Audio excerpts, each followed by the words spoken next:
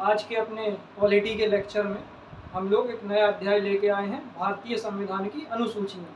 दोस्तों, अनुसूचियाँ आज की डेट में हर एग्ज़ाम के लिए, चाहे वो वनडे एग्ज़ाम हो, चाहे पीसीएस का एग्ज़ाम हो, कोई भी XYZ एग्ज़ाम हो, भारतीय संविधान की अनुसूचियाँ बहुत ही इंपॉर्टेंट टॉपिक है और हर पेपर में इससे एक प्रश्न ज़रूर आ रहा है। तो इसको हम बारी बारी से देखेंगे। भारतीय संविधान में कुल 12 अनुसूचियाँ हैं, इस बात को याद रखना। और शुरुआती संविधान में 8 अनुसूचियाँ थी ओरिजिनल कॉन्स्टिट्यूशन में, उसके बाद 4 जोड़ी गई। तो आइए शुरू करते हैं पहले से। पहली अनुसूची क्या कहती है? संघ एवं राज्य क्षेत्र। अब दोस्तों, इसको याद करने का तरीका क्या हो सकता है? तो मैंने इस तरीके से याद करा था, इंग्लिश में ट्रिक है लेकिन आप समझ जाओगे। वन इज सन, सूरज की रोशनी जहाँ तक फैले वो हमारा क्षेत्र है, तो एरिया। तो संघ एवं राज्य क्षेत्र, ठीक। तो भारत का संघ एवं राज्य क्षेत्र, वन इज सन, वो हमारा राज्य क्षेत्र हो गया। दूसरा, वेतन एवं भत्ते, सैलरी, ठीक। तो दोस्तों सैलरी, अब चूंकि कई लोग क्या करते हैं कि इसमें केवल वेतन भत्ते पढ़ के छोड़ देते हैं, लेकिन आजकल एग्जामिनर भी एक कदम आगे हो गए हैं, क्योंकि उसको भी तो बताना है कि मैं एग्जामिनर हूँ, तो आपसे कुछ अच्छा पूछा जाएगा। और हर एग्जाम ने अपने में लगातार सुधार किए हैं। तो अब इसमें क्या आता है, किस किस के वेतन और भत्ते शामिल हैं, ये जानना बहुत जरूरी है।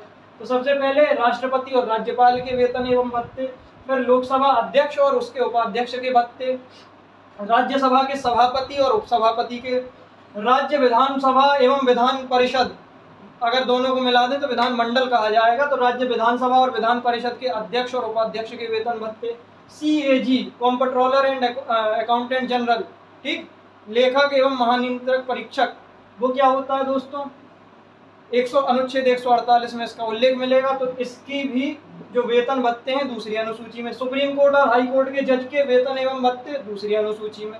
तो यहाँ से हमने देखा वेतन एवं भत्ते।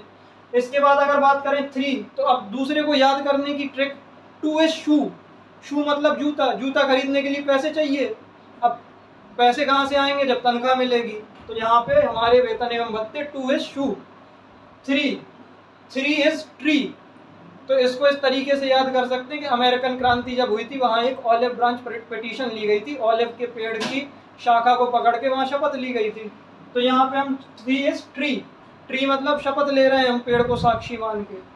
किस किस की शपथ है? तो केंद्रीय मंत्री, जैसे अभी हाल में लोकसभा चुनाव संपन्न हुए, तो सबसे पहले हमारे मंत्रीगणों ने शपथ ली थी ना राष्ट्रपति भवन के बाहर, आदरणीय द्रौपदी मुर्मू जी ने सभी को शपथ दिलाई। तो केंद्रीय मंत्री, जो केंद्र सरकार के मंत्री हैं वो। इसके बाद प्रोटेम स्पीकर साहब शपथ दिलाते हैं संसद के सदस्यों को, जो चुनाव जीत कर आए हैं वो सदस्य बन गए। इसके अलावा दोस्तों एक और महत्वपूर्ण चीज है, जो चुनाव के प्रत्याशी होते हैं, मतलब जो चुनाव नहीं जीते, केवल चुनाव लड़ने गए थे, उन्हें भी एक शपथ लिख के देनी पड़ती है। तो ये शपथ भी तीसरी अनुसूची में दी गई है। इसके अलावा दोस्तों राज्य सरकार के मंत्री, यानी कि हमारे योगी जी के अंतर्गत जो मंत्री आएंगे, मुख्यमंत्री स्वयं, विधानमंडल के सदस्य व चुनाव प्रत्याशी। अब सदस्य कौन? विधानसभा और विधान परिषद में विधानमंडल आ जाता है, हमने देखा था। तो इसके सदस्य और विधानसभा का चुनाव लड़ने वाले प्रत्याशी। CAG हाई कोर्ट और सुप्रीम कोर्ट के जज की शपथ। तो दोस्तों एक चीज याद रखना, 2 चीजें तो कॉमन है दोनों में, CAG और सुप्रीम कोर्ट और हाई कोर्ट के जज। और इसके अलावा आप याद कर लोगे आराम से, अभी आपको समझ आ गया होगा। तो ये हमने पहली, दूसरी, तीसरी अनुसूची देख ली।